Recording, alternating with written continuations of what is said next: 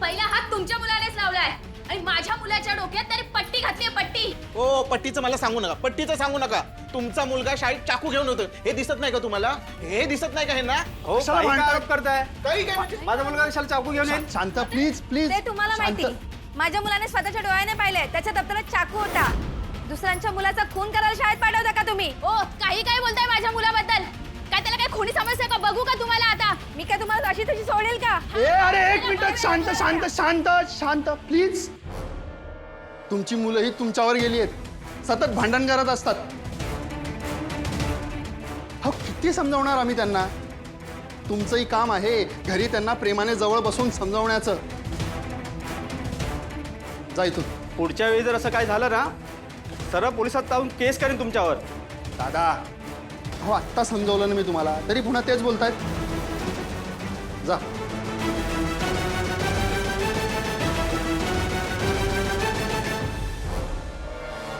हा एक कप चहा आणशी.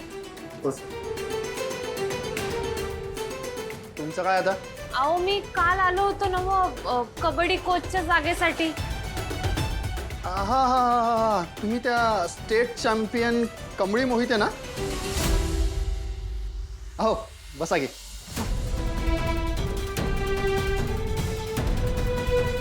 बोला मग काय विचार केला तुम्ही? हा मला तेच सांगायचं होतं का मी ही नोकरी करायला तयार आहे. खरंच? कारण आत्ताच तुम्ही बघितलं की या बेशिस्त मुलांनी एकमेकांची डोकी फोडली आणि तुम्हाला त्याच बेशिस्त मुलांना ट्रेन करायचं आहे. चालेल ना तुम्हाला? हे बघा मॅडम, म्हणून मी तुम्हाला म्हणालेलो की एकदा नीट विचार करा आणि मगच मला सांगा. कारण की ही जी बेशिस्त मुलं आहेत ना, ही कुणाचं काहीही ऐकत नाही. तुम्ही त्यांना काहीही सांगा, काहीही समजवा, त्यांच्या डोक्यात काहीच जात नाही. त्यांच्या या बेशिस्तपणामुळेच आधीची 5 कोच काम सोडून गेलेले. केव्हा जायचं काकीची टेस्ट करायला? 30,000 रुपये खर्च येणार आहे ग. अगं एवढं पैसा आणायचं कुठनं? मॅडम कसला एवढा विचार करतायत? तुम्ही करणार ना हा जॉब? सर ठीक आहे, मला चालणार आहे. मी हे काम करायला तयार आहे. फक्त माझी एक अट आहे, म्हणजे माझ्या पगारातनं मला आगाऊ पैसे दिलं पाहिजे. तुम्ही जर जॉब जॉईन करायला तयार असाल ना, तर तुमचा ॲडव्हान्स उद्याच तुम्हाला मिळून जाईल.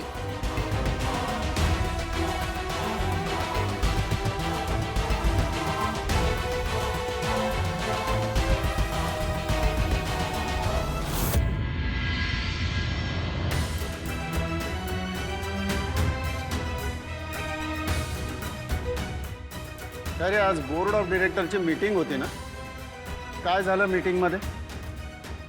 हो बाबा, आज मीटिंगमध्ये सगळे मुद्दे अगदी व्यवस्थित कव्हर झाले. हा म्हणजे आपले भविष्यातले प्रोजेक्ट्स, त्याबद्दलच्या ज्या काही स्ट्रॅटेजीज आहेत त्या मी बोर्ड ऑफ डिरेक्टर्सना अगदी व्यवस्थित समजावून सांगितल्या. एक चेअरपर्सन म्हणून जे जे काही आवश्यक होतं ते सगळं मी केलं. नाही, ते सगळं ठीक आहे, पण त्या मीटिंगला ऋषी का नव्हता? अरे काय विचारतोय मी?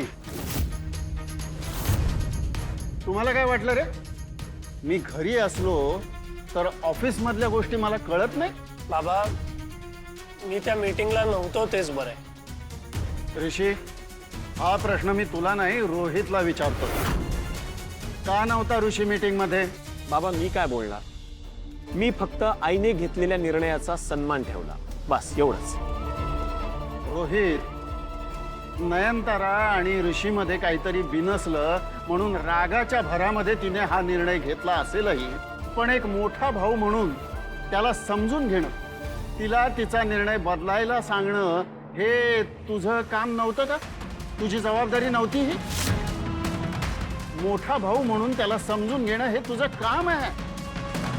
आपल्या आईला समजावून तिला तिचा निर्णय बदलायला सांगायचं का तिने दिलेला शब्द फक्त पाळत राहायचं?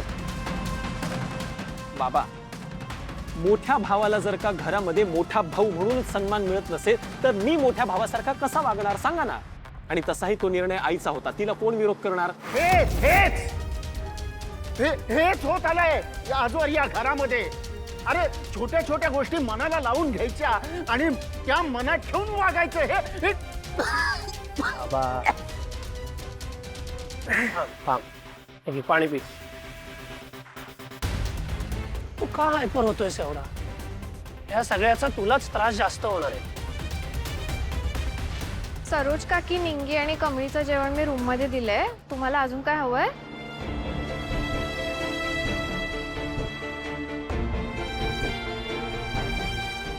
ऋषी, मला कसं बरं वाटेल यापेक्षा या प्रश्नावर तोडगा निघणं महत्वाचं आहे. मला या घरामध्ये भांडणं नकोय.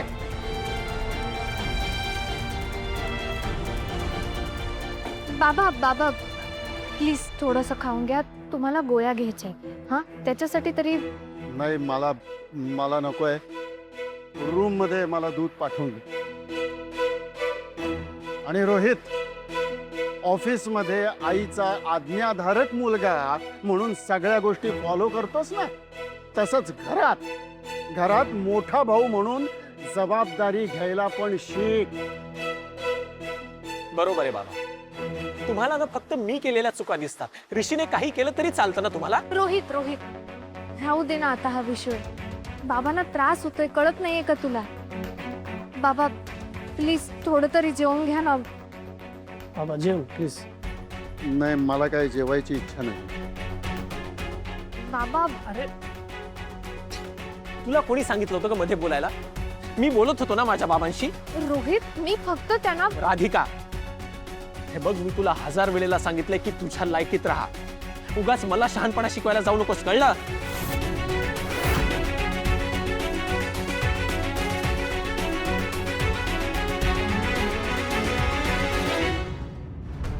निदान तू तरी जेवून घे आता व्यवस्थित.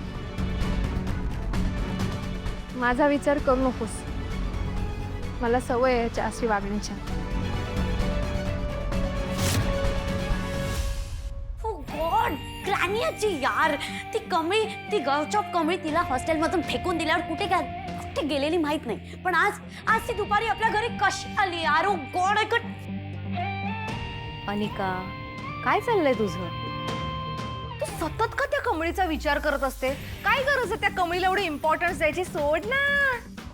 ए मॉम प्लीज, तुला तर काही कळतच नाही, तू बोलूच नकोस. अगं, त्या गावछापला जर मी सोडून दिलं ना, तर ती परत परत माझ्या आडवी येते. बरोबर आहे अनुचं. तू पण होय, ती अगदी बरोबर बोलते. कारण कमळीचा विषय आहे ना, हा आपण असा सहजासहजी सोडून द्यायचा विषय नाहीये. मुळात तिला कॉलेजच्या हॉस्टेलमधनं काढल्यानंतर ती कुठे राहते हे आपल्याला अजून कळलेलं नाही. आणि दुसरी सगळ्यात महत्त्वाची गोष्ट म्हणजे तिने कॉलेजच्या हॉस्टेलवर कोणाला लपवून ठेवलं होतं हे सुद्धा आपल्याला कळलेलं नाही. आणि आपल्याला ते कळलं पाहिजे.